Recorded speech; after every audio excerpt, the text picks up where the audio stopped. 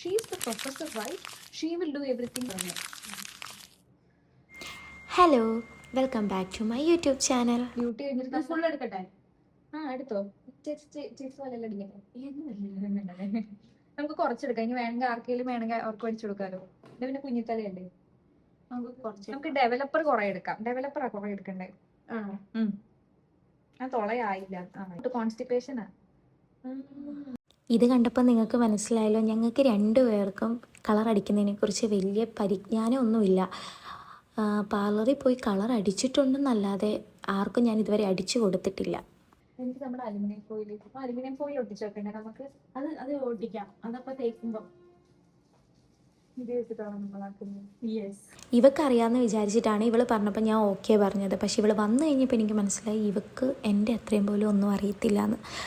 പിന്നെ കണ്ടതും കേട്ടതും അറിവ് വെച്ച് ഞങ്ങളങ്ങ് ചെയ്തു. നല്ലത് ഈ അറ്റത്തൊക്കെ ചെയ്യുന്നതായിരിക്കില്ലേ?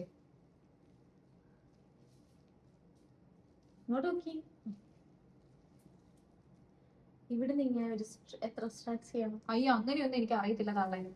സത്യം പറഞ്ഞാൽ ഇവളോട് എനിക്ക് ഭയങ്കരമായിട്ട് നന്ദി തോന്നുന്നുണ്ട്. അതേപോലെ തന്നെ ഇവളോട് എനിക്ക് നല്ല സഹതാപവും തോന്നുന്നുണ്ട്. നന്ദി എന്നെ ഇത്രയും വിശ്വസിച്ച് തല കൊണ്ട് തന്നതിനും സഹതാപം അവളുടെ തല എൻ്റെ കയ്യിലാണല്ലോ എന്ന് ഓർത്തിട്ടു. ഞങ്ങൾ എത്ര സ്ട്രാൻഡ്സ് നിനക്ക് ചെയ്യണം? സ്ട്രാൻഡ് ഒക്കെ ആയിട്ടാണോ ചെയ്യാ? എനിക്ക് അറിയത്തില്ല ചേച്ചി. നീ തലയിൽ കളർ അടിച്ചിട്ടില്ലേ? ഞങ്ങൾ എങ്ങനെ അടിച്ചെന്നറിയോ? എന്റെ പഴയ ചേച്ചി കണ്ടില്ലായിരുന്നു? അതിന് അങ്ങനെയായിരുന്നു മുടിയുടെ കളർ. പക്ഷെ അതിന് കുറച്ചും കൂടെ മുടി വേണല്ലേ ഓർത്തെ? എനിക്ക് പണ്ടില്ലായിരുന്നു. ഇത് പിന്നെ അടിച്ചിട്ട് കുറച്ച് കഴിഞ്ഞപ്പോ വളർന്നതാ. ആണോ? പിന്നെ പറയണ്ടല്ലോ, സകല ദൈവങ്ങളെ മനസ്സിൽ ധ്യാനിച്ച് കിട്ടിയ ആ പാക്കറ്റിലുണ്ടായിരുന്ന എല്ലാ സാധനവും കൂടി ഇട്ട് കലക്കി ഞാൻ അവളുടെ തലയിൽ തേച്ചങ്ങ് കൊടുത്തു. പിന്നെ അവൾക്ക് അലുമിനിയം ഫോയിൽ കൊണ്ട് ചുരുട്ടി വെക്കുന്നതായിരുന്നു അവളുടെ മെയിൻ കൺസേൺ. അതുകൊണ്ട് പറ്റുന്നത്ര അലുമിനിയം ഫോയിൽ ഞാൻ അവളുടെ തലയിൽ ചുരുട്ടിയും വെച്ചിട്ടുണ്ട്. വിഷമം വേണ്ട. ഇനി ഈ കളറൊക്കെ തലയിൽ പിടിച്ചാൽ മതിയായിരുന്നു എന്ന് മാത്രമായിരുന്നു എൻ്റെ പ്രാർത്ഥന ഇത് ചെയ്തുകൊണ്ടിരുന്നപ്പം. പിന്നെ 2-3 തവണ പാർലറിൽ പോയി കളർ അടിച്ചതിൻ്റെ ഒരു എക്സ്പീരിയൻസിലാണ് ഞാൻ ഇതൊക്കെ ചെയ്യുന്നത്. ഇത് കണ്ട് നിങ്ങളാരും പരീക്ഷിക്കരുത്.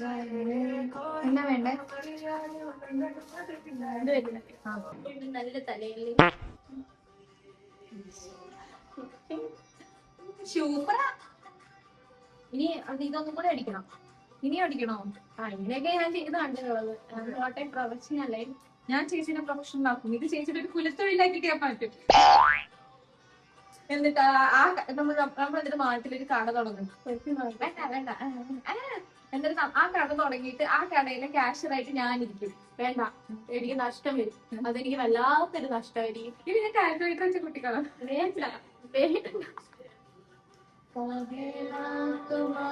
ഇങ്ങോട്ട് തരുന്നവർക്കൊക്കെ അങ്ങോട്ട് നീ പൈസ കൊടുക്കുക. എനിക്കറിയാം.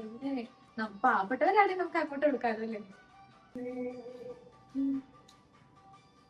ഇന്ന് ഞങ്ങളുടെ ഇവിടെ ബെൻസണും സുജിത്തൊക്കെ എന്നെ മൂലിക്ക് പോകാൻ വിളിച്ചായിരുന്നു. ചെയ്ത് കുഴിഞ്ഞിരിക്കുകയാണ് ഗൈസ്. ഡ്യൂട്ടി ചെയ്ത് കളറായി ഇവിടെ ആയിട്ടുണ്ട്. ഇവിടെ ഈ മുടിയില്ലേ, ഈ മുടി ഇതിൽ നന്നായിട്ടായിട്ടുണ്ട്. എനിക്ക് മനസ്സിലാവുന്നുണ്ട്. ഈ ലൈറ്റ് മനസ്സിലാവില്ല. വെള്ള വേണമായിരിക്കൂലേ? ഇറങ്ങി പോടി. കൊഴപ്പില്ല അല്ലേ?